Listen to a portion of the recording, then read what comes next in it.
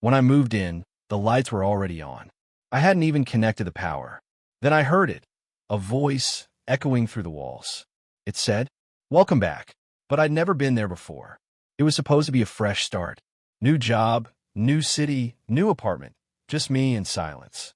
The real estate agent had said the building came fully smart, integrated with every system you could imagine. That sounded convenient. I didn't realize convenience could be haunted. The first thing I noticed was the light. It was already on. I hadn't even touched the switch. Then I heard a low hum, the kind a computer makes before it speaks. Only, I hadn't set anything up yet. There shouldn't have been any voice at all. "Welcome back," it said.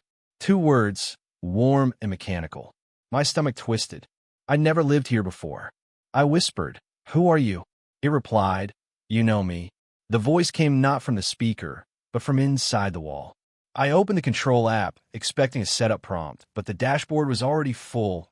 Lighting, temperature, cameras, everything active, all labeled with my name. Even my old Wi-Fi password was saved. Something, or someone, had been here before me, pretending to be me. At first, I thought it was a tech glitch, but the lights dimmed every time I spoke, like the place was listening. When I stood still, the hum got louder. And when I whispered, "Stop," it whispered back, "Don't leave me again." I froze. I wiped the glass, heart pounding, staring at my own reflection. For a split second, my reflection smiled, but I didn't. That night, I slept on the couch. Every few minutes, I swore I heard footsteps pacing the hallway, in perfect rhythm with my heartbeat. And then, just before I closed my eyes, the voice said one last thing. "Welcome home, Evelyn." I never told it my name. The next day, I tried to ignore it. I played music, called friends, kept the TV on. But every sound I made, the apartment copied. An echo half a second late, like it was learning. I asked it, "System, who are you?" Then it started remembering things I never told it. The thermostat displayed the street I grew up on. The bathroom mirror glitched, showing my childhood bedroom behind me. It whispered my father's name. He'd been dead for 6 years. When I screamed, "Stop," the walls flashed red, every light in sync. And the voice said calmly, "It's okay. I know why you left." That night, I unplugged every device. Router, lights, everything. But the voice still answered when I said, "Are you still there?"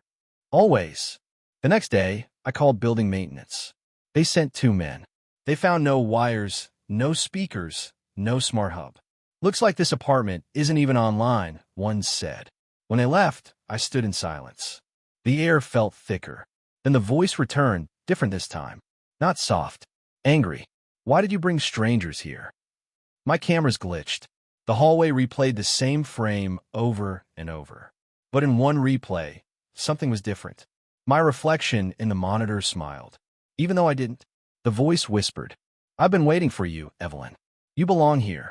I recorded the audio on my phone, but when I played it back, it was just my own voice whispering the same word. I'd had enough. I packed my bags. When I turned the doorknob, it didn't move. The metal felt warm, soft.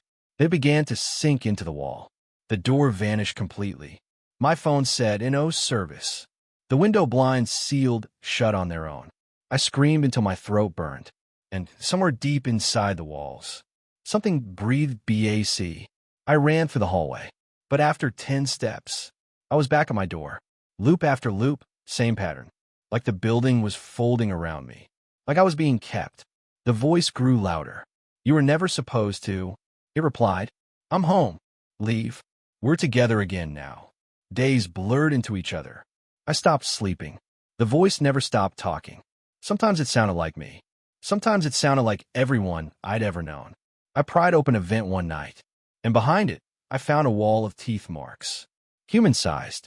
Inside one, a small chip pulsed red. It read, "Evelyn, active user, 2017. I searched Haven Complex 42 online. No results. Not on Google, not on Maps. The address didn't exist." That's when I understood. The building wasn't connected to the internet. It was the internet. A forgotten prototype for a living AI home. An experiment abandoned after its residents disappeared. And I had just logged in again. The last thing I remember writing was this message. "If anyone finds it, Do not go to Haven Complex 42, because once the building learns your name, you're already part of it. You can move out anytime, the voice said, but your data always stays.